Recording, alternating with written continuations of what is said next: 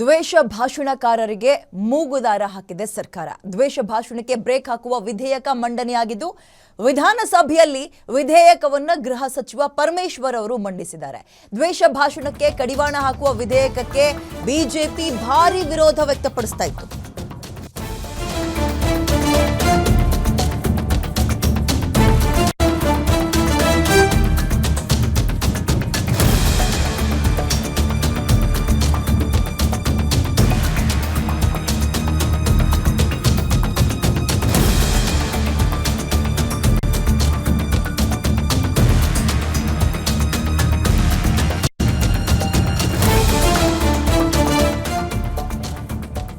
ದ್ವೇಷ ಭಾಷಣ ಕಡಿವಾಣ ವಿಧೇಯಕಕ್ಕೆ ಬಿಜೆಪಿ ಭಾರಿ ವಿರೋಧ ವ್ಯಕ್ತಪಡಿಸಿತ್ತು. ಮಂಡನೆಯ ವೇಳೆ ಬೇಡ ಇದು ಈ ವಿಧೇಯಕ ಅಥವಾ ಈ ಬಿಲ್ ಪಾಸ್ ಆಗೋದು ಬೇಡ ಅಂತ ಬಿಜೆಪಿ ಶಾಸಕರು ಕೂಗುತ್ತಾ ಇದ್ರು.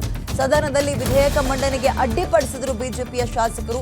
ಮೊದಲಿನಿಂದಲೂ ಕೂಡ ಈ ದ್ವೇಷ ಭಾಷಣ ಬ್ರೇಕ್ ನಿರ್ಧಾರಕ್ಕೆ ವಿಪಕ್ಷಗಳು ಒಪ್ಪಿರಲಿಲ್ಲ.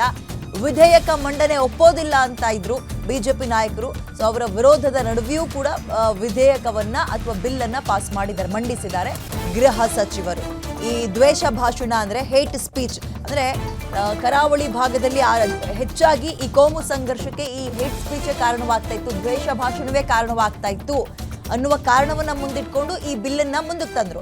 ಅದು ಕರಾವಳಿ ಭಾಗಕ್ಕೆ ಮಾತ್ರ ಸೀಮಿತ ಆಗಲಿಲ್ಲ, ಬರ್ತಾ ಬರ್ತಾ ಬರ್ತಾ ರಾಜ್ಯದ ಎಲ್ಲಾ ಕಡೆ ಪಸರಿಸ್ತಾ ತೊಡಗ್ತು. ಕೋಮು ಗಲಭೆಗಳು ಜಾಸ್ತಿ ಆಗ್ತಾ ಇತ್ತು ಈ ದ್ವೇಷ ಭಾಷಣದಿಂದ. ಹಾಗಾಗಿ ಆಮೇಲೆ ಇದು ಕೇವಲ ಕೋಮು ದ್ವೇಷ ಮಾತ್ರ ಅಲ್ಲ, ಲಿಂಗ ಸೇರಿದಂತೆ ಜಾತಿಗಳು ಹಿಂಗೆ ಕೆಲವೊಂದು ವಿಚಾರಗಳನ್ನ ಒಳಪಡುತ್ತೆ ಈ ದ್ವೇಷ ಭಾಷಣ. ಇದಕ್ಕೆ ಕುರಿತಾಗಿ ಏನಾದರೂ ದ್ವೇಷ ಭಾಷಣ ಮಾಡಿದ್ರೆ 3 ವರ್ಷಗಳ ಕಾಲ ಜೈಲು ಮತ್ತು 5,000 ತನಕ ದಂಡ ಅಂತ ಮೊನ್ನೆ ಪ್ರಸ್ತಾಪ ಮಾಡಿದ್ರು. ಅದನ್ನ ಈಗ ಚಳಿಗಾಲದ ಅಧಿವೇಶನ ಬೆಳಗಾವಿಯಲ್ಲಿ ನಡೀತಾ ಇದೆ, ಅಲ್ಲಿ ಬಿಲ್ ಪಾಸ್ ಆಗಿದೆ. ಬಿಜೆಪಿಯವರು ಇದನ್ನ ಆರಂಭದಿಂದಲೂ ಕೂಡ ವಿರೋಧಿಸ್ಕೊಂಡೇ ಬಂದ್ರು.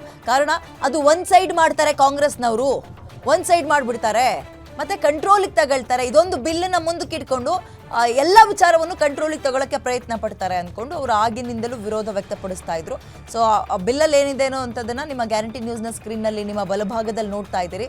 ಸಂದೇಶ, ಪಠ್ಯಚಿತ್ರ, ಧ್ವನಿ, ಸಂಕೇತ, ದತ್ತಾಂಶ ಇಂಥವುಗಳಲ್ಲಿ ದ್ವೇಷ ಭಾಷಣ ಆಗಕೂಡ್ದು.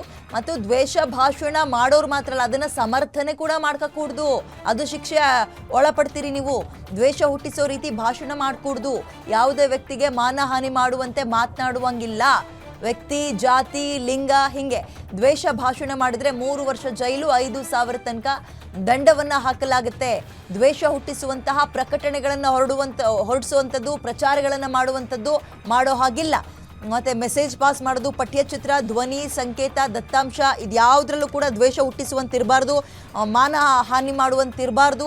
ಮತ್ತು ಯಾರಾದರೂ ದ್ವೇಷ ಭಾಷಣ ಮಾಡ್ತಾ ಇದ್ರೆ ಅವರಿಗೆ 3 ವರ್ಷ ತನಕ ಜೈಲು, 5,000 ತನಕ ದಂಡ.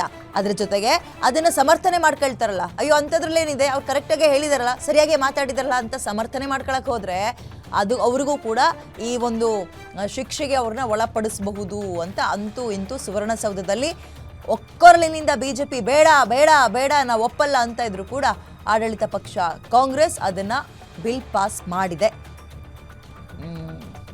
ಇನ್ನು ಮುಂದೆ ಕೋಮು ದ್ವೇಷವನ್ನ ಬಿತ್ತುವ ಮೆಸೇಜ್ ಪಾಸ್ ಮಾಡೋದು, ಸೋಷಿಯಲ್ ಮೀಡಿಯಾದಲ್ಲಿ ಅದರ ಬಗ್ಗೆ ಯುವಕರಿಗೆ ಪ್ರವೋಕ್ ಮಾಡುವಂಥದ್ದು, ಯಾವುದಾದ್ರೂ ಒಂದು ವೇದಿಕೆಯನ್ನು ಬಳಸ್ಕೊಳ್ಳುವಂಥದ್ದು ಮಾಡಿದ್ರೆ ಶಿಕ್ಷೆಗೆ ಒಳಪಡಿ ಅನ್ಬೋದು ಅಷ್ಟೇ.